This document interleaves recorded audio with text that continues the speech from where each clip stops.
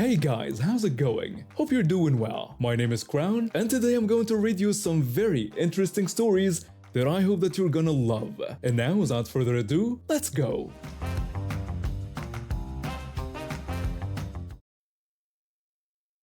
It had been one of those days where everything went wrong. My alarm didn't go off, so I was late for work. Then my boss gave me a hard time about a project I've been working on for weeks. By lunchtime, I had spilled coffee all over my favorite shirt, and my car wouldn't start when I tried to go grab something to eat. I ended up having to call roadside assistance, which took forever, and by the time they arrived, my lunch break was over. After work, I still had a million errands to run. The post office was closing in 30 minutes. I needed to pick up my prescription before the pharmacy closed, and I still had to grab groceries for dinner. I was exhausted, frustrated, and just wanted to go home and collapse on my couch. When I'm happy, I'm really happy. But when I'm stressed or sad, it shows on my face. Today was definitely a day where my face was showing every bit of the stress I was feeling. I was walking down Main Street mentally calculating if I had enough time to hit all my stops before everything closed, when this guy stepped into my path. He was wearing a business suit, probably in his 40s, with that air about him like he owned the sidewalk. At first, I thought he was going to ask for directions. Instead, he looked me up and down and gave me this smile. He told me that I should smile more because it would look much better on me. He said it with this stupid grin on his face like he was giving me some great wisdom. I don't know what came over me. Maybe it was the stress of the day, or maybe I was just tired of men thinking they had the right to tell women how to look. But something inside me snapped. I stopped and turned to face him directly. I told him that I had just gone back from identifying my sister's body and that she had been murdered the night before. The change in his expression was immediate. All the confidence drained from his face, replaced by shock. His mouth opened, then closed, then opened again, but no words came out. His face turned pale. He tried to speak but couldn't form a sentence. He just nodded awkwardly, mumbled something, and ran away from me, nearly bumping into a light post as he left. I stood there for a moment watching him go, feeling a mix of emotions. Part of me felt bad for lying. I don't actually have a sister. I never have. I'm an only child. But another part of me felt satisfaction. For once, someone who felt entitled to comment on a stranger's appearance had to think about people having real lives, real problems, and real reasons for not walking around with a smile. As I went to the post office, I thought about how many times something like this had happened before. Random men telling me to cheer up or smile, as if my facial expressions existed for their viewing pleasure, as if I owed them a performance of happiness, regardless of what I was actually feeling. The entitlement some people have to dictate a stranger's emotions is infuriating. You have no idea what someone is dealing with on any given day. They could be going through a breakup, fighting with a friend, dealing with a health scare, or grieving. Assuming they owe you a smile is ignorant and selfish. 2 days later, I was getting coffee at my usual spot before work when I saw him again. He was in line ahead of me, and when he turned around with his drink, he recognized me immediately. The look of horror returned to his face, and he quickly looked away. As he hurried past me toward the door, I decided to put him out of his misery. I called out to him, explaining that I didn't actually have a sister, but suggested that maybe next time he would think twice before telling a stranger how they should feel or look. His face went through several emotions at once: confusion, then relief, then embarrassment, and finally anger. He responded that lying about something like that was horrible, pointing out that people really do lose family members to violence. I nodded. I agreed with him that yes, people do lose loved ones to violence, and added that people also have bad days where they don't feel like smiling for strangers. I told him that neither of those things were his business unless someone chose to share them with him. He stared at me for a long moment, and I could tell he was debating whether to argue or just leave. Finally, he sighed. He admitted that he was out of line and started to explain his thinking before stopping himself and simply apologizing. I told him I accepted his apology. I wasn't sure if he really understood or if he was just saying what he thought would end the conversation fastest, but at least he'd apologized. As he left the coffee shop, I noticed he made eye contact with a barista, a young woman and then quickly looked away without commenting on her expression. Maybe he had learned something. Or maybe he was just afraid of running into another fake murder victim. Either way, I ordered myself an extra shot of espresso. Today was looking better than yesterday. I had to defend my daughter in our own home when family felt entitled to your space, your boundaries, and your children. My daughter turned 14 last month. She's shy and private, especially since hitting puberty. My husband and I have always respected her need for privacy and taught her that her body is her own. My sister-in-law, I'll just call her Karen, has always been the type to ignore other people's boundaries. She has a 13-year-old son who she still treats like he's 5. Karen and her son were staying with us for the weekend because their house was being fumigated.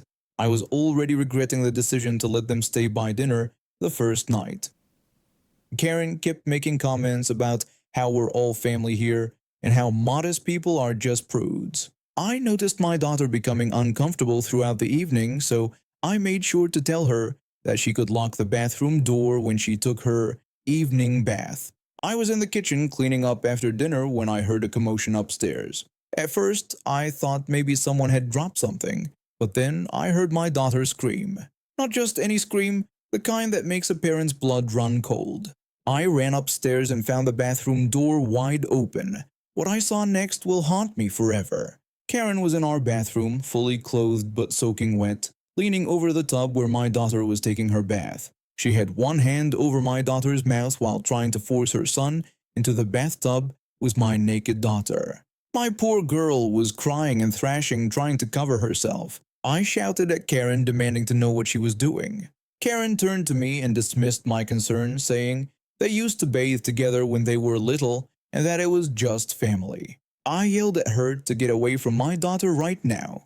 My daughter was crying harder now, gasping for breath. Karen rolled her eyes at me. Karen dismissed my daughter's distress as ridiculous, explaining they were just cousins.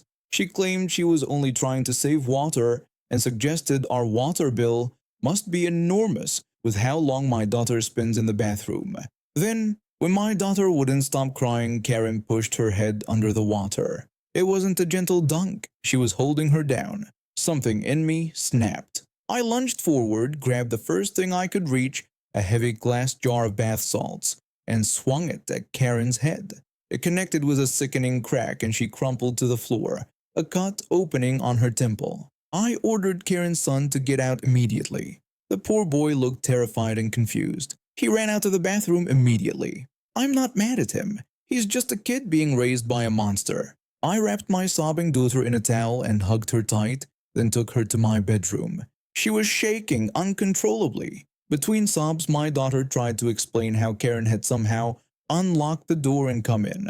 She told me Karen had said they had to share everything because they were family. My daughter started to explain what Karen tried to make her do but couldn't finish. I told her that everything was okay now and promised that Karen would never touch her again. My husband had heard the commotion and came running upstairs. He took one look at our daughter, then at me, and I just nodded toward the bathroom.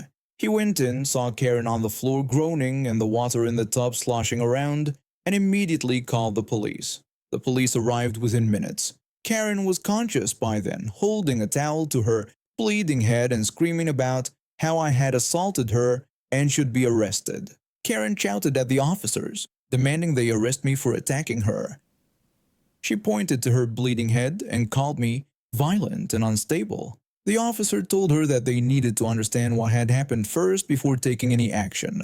My daughter told the officers what Karen had done, though she could barely get the words out between tears. The boy confirmed everything, that his mother had dragged him upstairs, saying they were going to surprise his cousin, and then tried to force him into the tub with her. When the officers heard that Karen had put her hand over my daughter's mouth and then held her head underwater, their whole demeanor changed. They immediately handcuffed Karen and read her rights. Karen protested loudly, saying it was ridiculous and that we were family. She argued that you can't arrest someone just for trying to get kids to share a bath. The officer told her that she was being arrested for assault of a minor, attempted drowning, and forced exposure of a minor. He told her of her right to remain silent and suggested she use it. As I took her away, Karen was still shouting about family values and how we were all too sensitive these days. My daughter refused to stay in our house at night, so we packed overnight bags and went to a hotel. The next morning, we learned that Karen was being charged with multiple offenses related to child endangerment and assault. My husband's brother, Karen's husband, called to apologize and to let us know he was filing for divorce and seeking full custody of their son. Turns out this wasn't the first time Karen had shown disturbing behavior around boundaries and children. It's been 3 months since the incident. My daughter is in therapy, and we've moved to a new house where she feels safe. Karen is awaiting trial and facing serious jail time. The most important thing, though, is that my daughter knows that when someone violates her boundaries, even family, her parents will always protect her, no matter what. I've been living in this neighborhood for some years now. It's a decent place with mostly friendly neighbors, except for our homeowners association representative. She spends her days looking for violations instead of doing anything productive. My troubles started last year when my car got hit by a drunk driver while it was parked on the street. The insurance covered some of it, but not enough for all the repairs needed. The back has this dent that looks worse than it actually is. The real problems were under the hood. Issues with the exhaust system and other mechanical problems that would make me fail inspection. I've been working 2 jobs to save up enough money to fix everything. It was a slow process, but I was almost there. I had scheduled the final repairs for the beginning of May, and then I was going to get it inspected and renew my tags. Yes, my tags were expired by about 1 year, but there was no point getting them renewed until the car could pass inspection. When I walked out of my house one morning, I found a parking ticket on my windshield. I was confused because my street is quiet. It's a court at the end of the subdivision. We hardly ever see police down here unless someone calls them. That's when I noticed her. The HOA lady was standing near my car, clipboard in hand, with a smile on her face. I asked her if she had called the police on my car. She told me my vehicle had numerous violations and was an eyesore to the neighborhood. I didn't hold back and called her an a-hole for reporting my car. She said I should either get a better car or fix it, adding that I broke the law and was lucky to only get a ticket because they could fine me for the bumper. I sarcastically replied that I was made of money and could just drop $3,000 on a cosmetic issue. She said it wasn't her problem, that rules were rules, and that the neighborhood had standards. I decided to fight the ticket in court. I was already planning to get everything fixed soon anyway. On my court date, I was nervous, but I knew I had a reasonable explanation. When my case was called, I approached the judge. The judge asked about my expired tags and wanted an explanation. I told him I hadn't updated my tags because I would fail inspection due to mechanical issues. I told him I'd been saving up for repairs and had scheduled the final fixes for the following week. I showed him proof of my appointment at the mechanic. The judge looked at my paperwork and the ticket. He granted me an extension, telling me to have my tags updated by the end of May. I thanked him. He then said he was going to talk with the city about how they write these tickets, calling it a waste of both his time and mine. He questioned why the ticket was written when there were actual emergencies that needed attention. When I walked out of the courtroom, I felt smug. The judge had confirmed what I already knew. The ticket was ridiculous. I drove to the HOA lady's house, parked right in front of it with my car, and knocked on her door. When she opened it, her face soured when she saw me. She asked what I wanted. I showed her the court paperwork and told her that the ticket had been dropped and that the judge had given me until the end of May to update my tags after fixing my car. She said that was impossible and I was breaking the rules. I told her the judge disagreed and had seemed upset that police resources were wasted on something so minor. Her face turned red. She said my car was still violating homeowners association rules and that she could still issue fines. I told her to try but warned her that I'd been recording all our talks, including when she admitted to calling the police on me. I said the homeowners association board would probably want to hear how she was using her position to harass residents. I was bluffing about the recordings, but she didn't know that. I wished her a nice day before walking back to my car. 2 weeks later, my car was fixed, inspected, and had new tags. I haven't heard from the HOA lady since. I was going through the darkest period of my life 2 years ago. I lost my job after company downsizing, my partner decided we needed space, and I was drowning in student loan debt. I moved into a tiny one-bedroom apartment I could barely afford, with walls so thin I heard my neighbors arguing about toilet paper.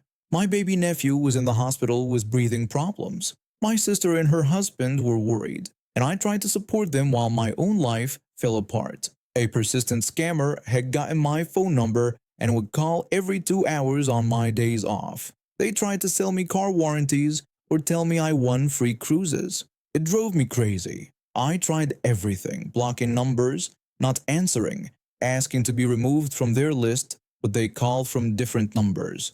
It was like playing whack-a-mole with my phone.